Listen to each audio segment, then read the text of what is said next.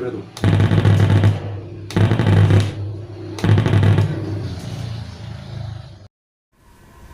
Kirain aku masalah udah selesai setelah ganti IC TDA 2030A. Tapi nyatanya amplifier ini masih nembak-nembak. Waktu yang aku punya itu mepet banget loh. Karena alhamdulillah sih sebetulnya lagi banyak servisan. Jadi kalau kayak gini aku tuh balik kayak manusia pada umumnya, yaitu pengen ngambil jalan pintas. Akhirnya aku langsung curiga, jangan-jangan kerusakan ini disebabkan oleh IC JRC4558 yang rusak. Halo guys, jumpa lagi bareng aku di channel Teknisi Digital. Ayo kita lanjutin. Langsunglah aku lepas IC-nya tanpa melakukan pengukuran. Karena IC memang nggak bisa diukur pakai alat ukur, kecuali dalam skenario tertentu.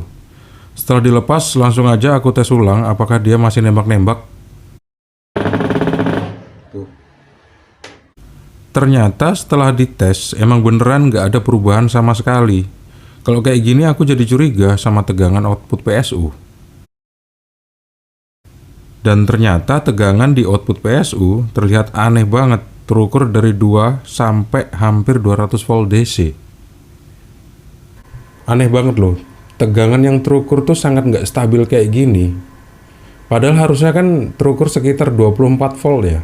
Karena kan aku menggunakan pin 18 volt di sekunder trafo. Mungkin tegangan yang nggak stabil itu disebabkan oleh elko yang rusak. Karena elkonya udah kelihatan bekas dan beda merek kayak pernah diservis sebelumnya sama orang lain. Dan saat elko itu terlepas dan IC JRC4558-nya terlepas, aku langsung colokin ke arus listrik 220 volt. Alhasil ada suara meledak dan ternyata satu buah TDA 2030A ini pecah. Kalian bisa saksikan sendiri, ternyata IC TDA 2030A yang baru ini pecah setelah aku tes tanpa memasang elko PSU.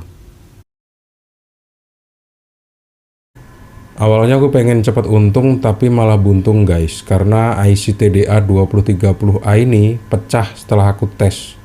Padahal ini IC baru, dan makin kesini tuh kerjaannya makin gak jelas, dan yang jelas makin rugi jadinya. Kalau gitu sekarang kita main curiga-curigaan lagi deh.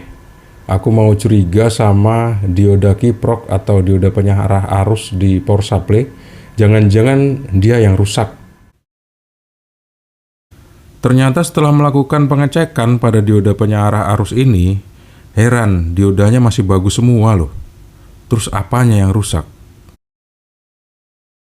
Kalau udah kayak gini mau nggak mau aku harus cek bagian yang jarang banget jadi penyebab kerusakan, yaitu trafonya.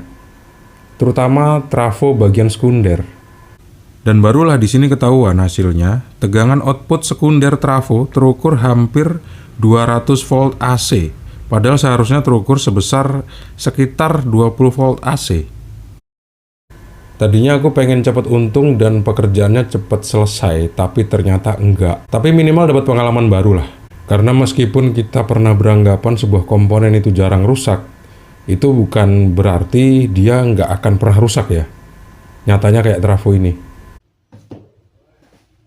Sekarang seluruh teka-teki dari speaker yang suaranya nembak-nembak udah ketahuan. Terus juga tegangan DC yang nggak stabil dan IC baru TDA 2030A yang baru dipasang tapi udah pecah. Ternyata penyebabnya adalah trafo yang rusak karena dia udah berkarat. Berkarat inti besinya tuh.